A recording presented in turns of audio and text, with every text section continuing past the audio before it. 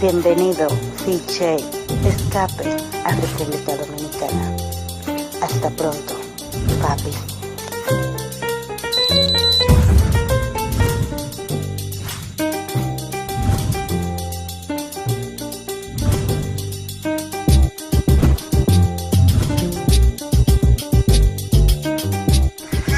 Big J, take one.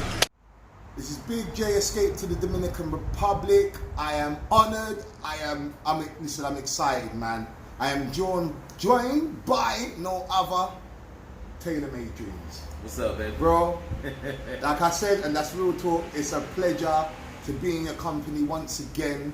I just want to let the people know, the reason why I'm on YouTube is fault. So if you haven't heard the story, my first time in Sosua, I came to Sosua, and I ain't gonna get into all the back reason why I came. Actually, let me get into a little bit of it. I'm gonna give you the short version. Woke up at 4 a.m. Was depressed. Opened up the laptop. Was staying at a friend's house. Opened up the laptop. I was actually sleeping on the sofa. And but that day I was actually talking about going on holiday. So I don't know if Google was listening or whatever. Lifted up the laptop and he popped up, literally. Damn. Talking about depression and holidays. Yeah. Just clicked it. He just started talking. I said, okay, let me watch another video. Maybe I gotta visit Dominican Republic. Fast forward, bought my ticket, visited Dominican Republic. My first stay, this is no word of a lie. This was my first, actually no, tell a lie. It was 24 hours later. A friend of mine was just taking me to the beach, and who did I bump into? Tailor-Made. So I remember. From there, it's been like a spiral staircase, not going down, but going up. Going up. You know, and listen, I just want to, honestly, and I just want to thank you, because I was going through a lot of depression at the time. And I have to say, your videos, especially when you're talking about depression, which a lot of people do suffer from, you know, they think it's a joke, they think it's something, a lot of people suffer from it. And I have to say, brother, you was there, your words inspired me when you were saying, travel, it heals the mind. I tell you what, it healed my mind. It healed my mind. So I just want to thank you, man. And thank you on behalf of the other brothers out there, that you help, basically. Well, I tell you, man, I am very humbled by your words, and I appreciate it. But, I talk about my depression because, growing up in our community, I mean, we're brothers. Yeah. There's just no way to separate that. We're brothers by love, by brothers definitely by blood, because everything started on the continent of Africa, of course. But we have two different cultures. Yes, we do. Yes. And in the Afro-American culture, if you talk about depression, if you talk about things that are happening with you internally, when I was growing up, you was considered a punk. You wasn't a real man. Even when I was in the military, you seen death, you seen dead bodies, you seen boots with the feet still in them. And they just like suck it up. So to me, I just like, nah, man, we're hurting. And then when you start looking at the history of other people and telling their story, let's say the Jewish people, telling the greatest recorded Holocaust, and I say recorded for a reason. Right. Because the greatest Holocaust ever was the Black Holocaust. We just didn't have cell phones back in 1604. But as I said, well, listen, if everybody can tell their story, then how come we can't tell our story? So that's why I started talking about not just the good but the bad, and just telling people and sharing my story about how traveling helped heal me from some of my depression and anxiety and everything like that. What made you speak out about mental health, depression? What was it inside the thought? You know what? I'm gonna reach out to people on that level. What made you be a voice for it? Because I was getting ready to do a vlog. I remember when I was getting ready to do a vlog when I first started talking about mental health. And I didn't feel like doing it because I was just in that kind of depressed state. And I started to talk about one subject and put on the false face, you know what I'm saying, so that makeup. And I said, nah, let's be real. So that's when I started just talking about depression and how I'm handling, what I'm doing. You know, I started letting people know that, look, I've been seeing a psychiatrist for over 20 years. You know, medications, the whole nine, so that other folks, other men, especially black men, we can start healing and each other. You know what I'm saying? We can start helping each other. We can not look at each other strange when somebody's hurting and going through something and they share that with you, because you know that's very vulnerable to share that part of your history, share that part of your life with somebody. You know, you feel vulnerable because you're worried about, you know, how they're going to, you know, receive me. You know, are they going to talk about me? And I'm like, you know, that's the good thing about when you hit 50. You don't give a shit no more. You know, you just stop caring about what people think. You live your life, you do your thing, you let haters hate, and you keep moving on. Well, as you know, I'm from England. Did you think, when you started, obviously, you know, talking about being a voice, one part of a voice, or talking about depression, mental health, traveling, did you ever think that you would have such a big impact on American brothers as well as overseas brothers? Did you ever think that you would have that much of an impact? I did not. That's why I'm saying it is very humbling experience. Like, I even met a brother, English brother, in Brazil last year. Not last year, 2019. When I was in Brazil, we was going over there to commemorate Brother Charles Tyler. Rest in peace. Amen. Rest in power. And from England, you know, young blood, you know, tall, handsome guy, you know, about 35 years old. And we sat down at this like ice cream parlor, and for an hour and a half, man, just talking. He was telling me about how he recognized me off YouTube, and I was like, wow, that's kind of, you know, I'm in Brazil, you know, I'm out of the Dominican Republic, but and he was just sharing me some of the videos that helped him out, man. So it just totally, I never thought that I would have an impact like I am having on people's lives. You know, especially like older gentlemen, man. I don't know. As you can tell, I'm in my backyard over the wall. We're on the Malacol, so literally off the Malacol. He's got a beautiful house, by the way. You were saying. Yeah, so I never thought that it would impact, and I thought maybe, all right, older cats, but when younger cats start coming to you, you know, it's even more beautiful, man. But definitely trying to let people know, man, that you can live your best life, and that all that bullshit about, especially like I'm American, you know, America is the greatest state, or England is the greatest place. And let them know all that bullshit. Hey, listen, like Malcolm X said, the chickens coming home to roost.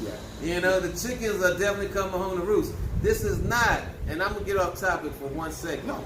This is not a peaceful transition of power in America right now. All right, so this is January. Sorry, people, the wind's blowing, so I'm reaching, you know, just to make sure it don't fall down. So, no, go ahead, please. So this is January 19th. We got our transfer of power. But if you look at America right now, it looked like a goddamn war zone. It looked like the green zone in Baghdad or Iraq or somewhere. So, you know, and like I said, you know, it exposing these world countries for who they are. And what they are, you have to ask yourself the impact that they had on the people, that they genocide, they degraded, they enslaved. So I'm just trying to tell people of ADOS, that's what we call American descendants of slavery. They're trying to get that reparations, ain't they? Yes. That there's another life. So if I can show brothers how you can live your best life somewhere else, still make that American dollar, because I started a movement we call the laptop lifestyle, Right. because right now with COVID situation, Okay. and crazy ass Trump, it has pushed a lot of companies to go remotely. So you got a lot of people working remotely for major companies, Okay. Blue Cross Blue Shield, Amazon. You got, I know a nurse who's doing nursing from here, Wow. Dominican Republic. Wow. Brothers into media. So man, so there are so many opportunities, and I'm just trying to show people, man, that there are a lot of opportunities that you don't have to stay dealing with that degradation, dealing with the police, where you got the 50% of not making it home after experience with a cop in the divided states of America. That you can come over here, live your best life, feel like you're free. Because Nina Simone said it best. Nina Simone said, "Freedom is living with is to live not in fear." And I don't live in fear here, man. I don't live in fear here. But every time I have an interaction with a cop, I never worry about getting thrown on the ground, getting shot. Never worry about that, man. And don't even get me started on the beautiful weather, the food, and God knows the women. Don't even. So the question to you: do you realize? I don't know if you realize, but do you realize how much lives you impacted and how much lives you've actually saved? Do you actually realize that? No, but I'm getting a glimpse because I've been hearing the same story for about 3 or 4 years now. I've been hearing that story about how much I impacted life. No. Let me just repeat that to you again. Do you? One of the questions was: do you realize how much lives you've saved? No. And yeah, no, I'm not a religious person, but if that's my mission, if that's what the ancestors have for me, then I gladly accept it. You know, it's nice to know. It's a beautiful thing to know that you impact people's life in a positive way. And that's all I ever really wanted to do. Beyond America and other countries. Yes, but I never had a mission. You know, I never had save the world type of mission. You know, I just wanted to impact one person. So if I impact more than one person, then I got to give it up to the ancestors that got me here. And I just want to say this for the camera as well, because I mean, and I'm just going to digress to just add on to my question. I am not talking about Taylor saving lives, inviting guys down to Sosua to enjoy themselves. That's not. It goes beyond. Oh, there's much that, right? It goes beyond that. So I don't want no stupid comments down below, because I keep everything real. That he just no. It goes beyond that. There are people that have had serious problems in their life. There are people that have been in senseless marriages. There are people that have suffered from depression. There's people that I'm one of them, and there's people that I've spoken to. And your name's always mentioned. They've watched your videos, and they've come on holiday, and they've got their mind right. Yeah, no, I just wanted to share with people, So I just man, want to just put that out there. How to one thing is that there are other opportunities for people, especially in the African American community. And I'm gonna keep referring back to that because I'm unapologetically Pan-Africanist. All right. So I want to let people to know, man, that there are other opportunities, that there are business opportunities. You know, you got cats coming down here, man, doing construction. You got cats down here Airbnb. You got cats coming down here setting up business like Sherman. You know, he has 2 major businesses, one on the beach, the Tree House. You got one over there at Las Palmas, Big D Barbecue. You got another brother getting ready to set up a business out here. One of the biggest restaurants here on the Malecon in Puerto Plata, Dean Co. So there are, and I just wanted to make sure people know that there are opportunities. Yes, there is. That, that you can take advantage of, man. Because I'm here, honestly, and I tell people, listen, I'm here to exploit the opportunities, but not the people. So let me repeat that. I'm here to exploit the opportunities, but not the people, because I am from, and I recognize that I am from a more educated culture, and that I see things differently than the average Dominican who may not have the education that I have. So I look at opportunities, and I know I can create opportunities. That's why I created DR Legal Help. which help brothers out from everything from purchasing houses, setting up rental contracts, to hell, getting people out of jail, which we have done. I want to add that. Or keep them from going to jail, I should say. So, when you first came to Dominican Republic, have you seen a big change in black people coming here? Absolutely. I mean, obviously through you. Obviously, you said you see that on a small scale, but have you seen more black people coming and doing things? I've seen more families. Okay. You know, like I've created what we call an expat chat group. Right. And in that expat chat group, it consists of families, consists of single females, single males, and we get together at different times. You know, we got together during the holidays, and I don't hear nothing about, all right, be safe. We all know that shit, right? But you know, sometimes you know, you just need to be around people. And we do wellness checks on one another. We got a group that walks every morning on the Malacom. We got another group that may have breakfast every morning. And we just, you know, love on each other and take care of each other. So I've seen the growth. And like I said, but what I think is the biggest blessing to me, man, is now I'm seeing families. Like I just helped another brother relocate down here. Okay. He just got a beautiful home out there in Torrey Alta. Wow. Him, his wife, and his son. Nice. And man, I'm just, you know, and it's just exploding. And when people say, hey man, listen, I did not know this was possible until I started watching you and showing, and I didn't know I could set up a bank account in Dominican Republic. I didn't know I could own property in Dominican Republic. I didn't know that I could come down here, own land in Dominican Republic. I'm talking about free and clear, not like this shit that they got in Philippines, where if you buy, you know, if you buy the land, you got to get married because, you know, it's in your wife's name.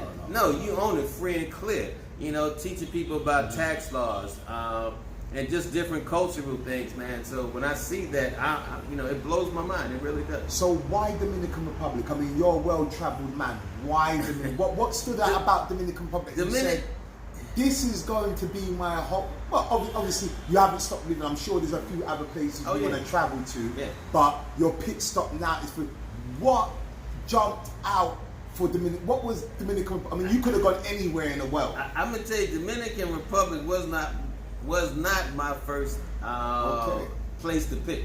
I'm gonna tell you, my first place to pick was Panama. Wow. But I went and when I got ready to buy some property, I got ready to buy a condo. I was going through a divorce, and the judge wiped me out of $250K. Ooh. So I said, well, it's time for me to start looking for somewhere else because you always women. Yes. So the Panama started blowing up because of the emergence and the widening of the Panama Canal and that whole thing. So I had a co-worker who actually said, hey, listen, man, I'm going to Dominican Republic. I said, well, I always want to go over there, but you know, I don't know anything about it. You might, I'm gonna book a ticket. You mind if I hang out with you and your wife? You know, I ain't want to be in the same house, but you know, you should kind of show me the ropes. Yeah. And when did you guys come here, by the way? Let me see. This is 2021. I started coming down here maybe 22 years ago, so about 1999, 98. Oh, so geez, you've been coming here for quite some while. Yeah. But it was, so you've seen it. You've seen a change. Yeah. You've definitely seen a change. Oh, definitely. But but during that time, I was kind of hitting and missing. Right. Got you. Panama, you were just dipping in and out. Panama was kind of your haven. So you come. Yeah, there's a song called Georgia on My Mind. Right. Oh, Panama was on my mind. Right. Got you. But when I got a chance to get more into the local, I'm like, you know, I said, yeah, man, you know, let's do it. Right. And man, he introduced me to a family, and I met my daughter. You know, I met this beautiful little girl, and when I went back home, man, I just kept, you know, I could not get her out of my head, out of my mind. But I remember one incident when we were together. When I first met them, she had sickle cell anemia, my daughter Solange. And she had told her brother, and Raina, my daughter's mother, had told Michael, her brother, to go and get her some medicine. Right. So, you know, I'm not thinking anything of it. He brings back one pill. And And I'm looking at my friend Wayne. I'm like, yo, why only brought up one pill? You know, this child is sick. Sick, yeah. And he said, no, he said, Russell, he said, you got to understand, they don't, you know, down here, you buy one pill or two pills at a time, you know, you can't buy like in the States. And I'm like, nah. So I said, well, listen, I said, how much is it for 30 pills? So I gave him the money to get 30 pills, just to make sure she was cool. And I went home, man, but you know how you have an interaction with somebody and it's like, you know, I don't know, you can call it divine intervention, the ancestors, whatever you want to call it. Yeah. I could not get that little girl off my mind. I even spoke to my mother about it, and it's crazy because you know what my mother said to me? So what you gonna do about it? And I'm like, what do you mean what I'm gonna do about it? I said, Mom, I'm just telling you what happened. You're gonna do about it. Yeah. She says, no. It's weighing heavy on your mind. She said, you're doing more than telling me. She said, I'm asking you, what are you gonna do about it? So I just thought my mom was, you know, she was on something. But I asked Wayne, hey, can I get in touch with the family? Can you give me their number, their Facebook? Because, you know, WhatsApp wasn't out at the time. And just kind of communicating with the family, came back. And I got so involved with the child's life, man. You know, 3 years later, I just adopted her. You know, I said, well, hell, I'm spending so much money on her, she might as well be mine. So I got a chance to adopt her. And, man, you know, so after that, I was rooted in Dominican Republic. That was it, you know. You've got a military background. I do. What part of the army did you serve? I was in the Navy, actually. Okay. I was in the the Navy. I served on. I only had one duty right thing station. to say, as you Americans say, thank you for your service. I'm not American, but you know, I just hear a lot of Americans say it. So yeah. But you were saying, yeah. Yeah, I only had one duty station. I was in the Navy for about 6 years. Wow. I was stationed on board the USS Iowa. That's the ship that we had a major explosion back April 19th, 1989, where 47 men got killed. And I stayed on board the Iowa to its decommission. You know, 2 years later. So yeah. How did the army impact your life? Did it make you part of who you are today? Or? Yeah, definitely. But it made me realize just how real the United States is with covering shit up. Okay. You know, and that's all I'm gonna say. You know, I'm not going deep. So it made me realize just how deep the fucking rabbit hole goes. Yeah. You know, it really did. It was awakening, man. And after I found out just how deep the rabbit hole goes, after my 6 years, I said, fuck it, I'm out of here. So you do a lot of charitable work, such as the orphanage. You've done, I mean, you know, I've been keeping my eye on it. You do great work, actually. Should I say, I don't think you get enough credit on that. How is that going? Is that still ongoing? Is that, you know? Oh, no. I'm going to tell you, first of all, I don't call it charitable work. That's one thing. Okay. I appreciate the sentiment. Yeah, no, I understand. But for like, I've been involved with Casa Niña Felicia's orphanage for a little over 3 years now. And after my daughter, let me speed it up. So my daughter passed away before her 21st birthday. Mm-hmm. My daughter Solange, she would have been 21 years old, January 21st, 2014. But she died January 11th, right before her 21st birthday. And I was devastated, you know. I don't, you know, I've never felt pain like that coming out of every fucking where. I mean, just totally fucking devastated because, you know, I had all my dreams, my hope. You know, when you have a child, you're a father. Mm-hmm. And you put all the things that you want on your children, rightfully or wrongfully. Sometimes we overdo it. Yeah, sometimes we ain't perfect. But I'm far from a perfect parent. I'm far from a perfect parent. But I understand what you're saying. Yeah. So I mean, I just didn't know how to handle that. So you know, with that being said, I still had this huge hole in my heart, and I was out looking for some land, for some business opportunities, and I saw this big ass yellow building right before you get to the airport. And I asked my friends, I said, well, yo, man, what is that building? He said, it's an orphanage. So I said, well, let's go over there. So I went to the orphanage, and I was talking to the lady, looking at the kids, and and just enjoying myself. And one of the things the lady said that struck me to the core, that I knew to be true. She said, well, because I asked her, I said, well, does this orphanage accept Haitian children as well as Dominican children? And my girl Elena, she was working there at the time. I know. Yeah. And Elena said, yeah. She says children are children, but I do know some orphanages only accept Dominican children. Right. And so, like, that hole in my heart was looking for a home, and I needed some kids to love on. And when I saw those kids, it's like, they would just kind of like pull you, wrap themselves around your leg, your arm, pull your fingers. And it's like they had a lot of love to give. So for me, I had no choice. So it's not charitable. I had no choice after that. Just like after I met my daughter, that was it. After I got involved at the orphanage, that was it. And the one thing that I really want, and I want people to understand is, with the orphanage, man, there are a lot of people that work there that come and go. You know, the administrators come and go. Elaine, she don't work there. No, she don't work there no more. Yeah. The staff come and go. The cooks come and go.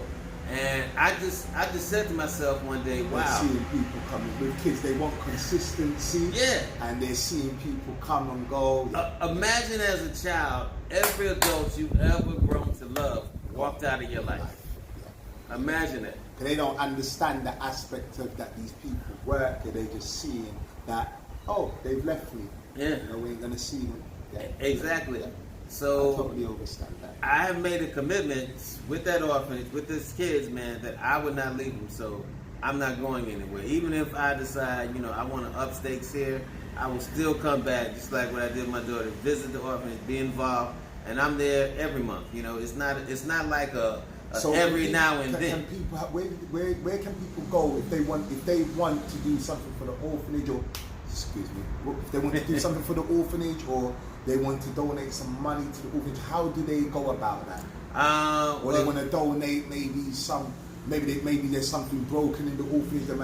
How do they donate their time, effort, their labor, or money? How do they go about doing that? Well, we have a GoFundMe page. Right. If you go to GoFundMe.com. I'm going to put that in the. I'm going to definitely put that in the. Down below. Thank you. I'm just going to put it down below. Description. That's the word I'm looking for. And you go to Casa Niña Felices, you pull it up, and you'll be able to donate down there. Great. Or better yet, if you are in Dominican Republic, listen, reach out to me. I will gladly take you over there. I've taken, hundreds of people over there now. And mostly men, because I want them not just come down here and just party, have a good time. I want them, and I try to tell brothers, I want you to party with a purpose. Yeah. So they come down here, man, and they love on those babies. And I'm telling you, a lot of guys, man, it has totally changed their perspective when they come down here. I got cats right now and say, man, listen, I'll be in Thursday. Hey, listen, can I go to the orphanage? And you don't need me. You can go down there yourself. You can talk to administrators yourself. If you mention my name, trust me, you're good. You're good. You're good. You're good. You're good. So, but you can reach out to me on my IG, Tailor-Made Dreams, Tailor_Made_Dreams on my IG. I'll be more than happy to take you down there, introduce you to the people, or you can go yourself, or you can go to Casa Niña Felicia's orphanage. If you're sending something, then get in contact with me so I can give you the address on how to send it to me so we can get it over to the orphanage. So let's get to the nitty-gritty of stuff. Go ahead. Let's go. Let's get to this is Big J Escape to Dominican Republic. I always keep it real. Russ knows I keep it real. So I'm the one to ask questions that people are afraid to answer. I don't want everybody coming and saying, you didn't ask Taylor that question. You asked, because he's your friend. Listen, Taylor's a friend of mine. So like I said, I'll always keep it real. I'll always keep it transparent. Do you think sosua has changed and why? And do you think it's for the better? Sosua has definitely changed. When I first came down here, I'm gonna tell you what attracted me coming down here. To sosua specifically, all right? Because after Solange passed away, I still love coming to the Dominican Republic, but I got tired of going to Santo Domingo when my daughter was buried, because it was just, you know, constant reminder. Yeah, of course. So, fair enough, you know, but my heart, my love was in Dominican Republic. So I would actually watch this white dude called Cuba Dave, who used to have a YouTube channel back in the day. And he kept talking about sosua. So I called my brother, said, yo, man, come to sosua with me. He said, nah, you go down there and check it out. So I came down here, and man, it was like manna from heaven. I mean, man, and being a single guy, you know, drinking, partying, wanting to do the single monger thing, be honest. I said, man, I gotta be here. I gotta be here. I came down here on a Wednesday. Right. Y'all know my story. Friday, I brought my condo. Did not even know how I was gonna pay for the condo. I just put $500 down. I said, listen, I want this condo. Here's $500. Do the contract. She said, well, you gotta send X, Y, Z. I said, yeah, but you know, I need about 2 weeks. Let me get home to America, work some shit out. I ain't know how I was going to do it, but I know I was going to do it, man.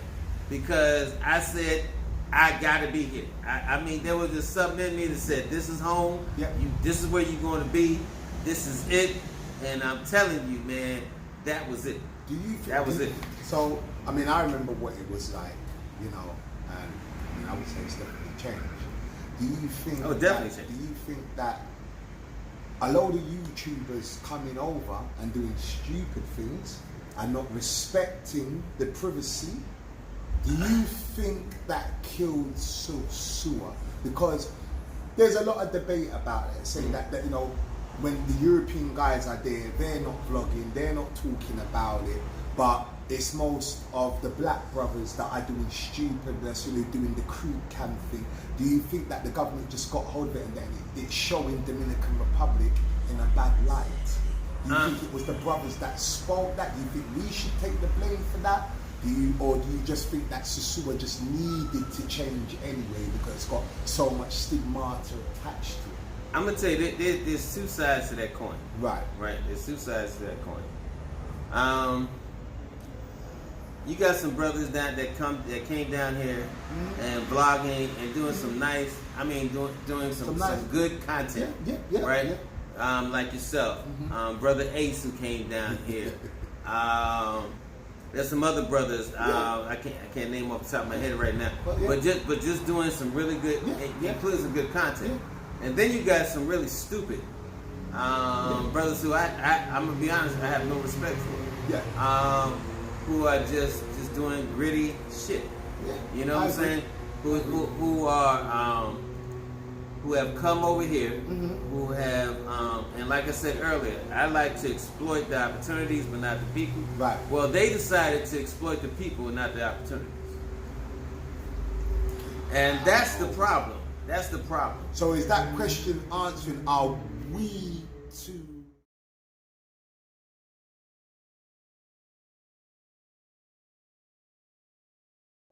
When you started doing YouTube, and obviously when you fell back, because you did fall back quite a lot. Right.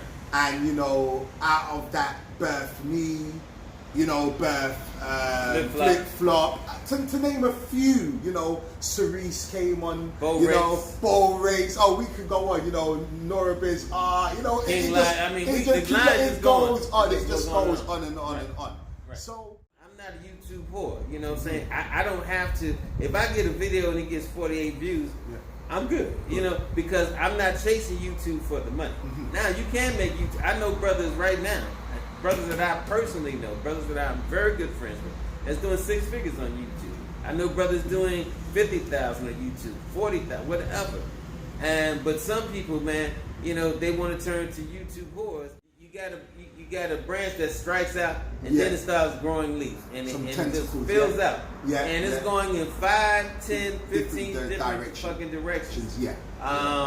like I said, I just think it's a matter of character. But I think also when you got a lot of single women, crazy ass single women, and I'm talking about the United States now, raising a bunch of crazy ass guys having babies by crazy motherfuckers, this is what you get.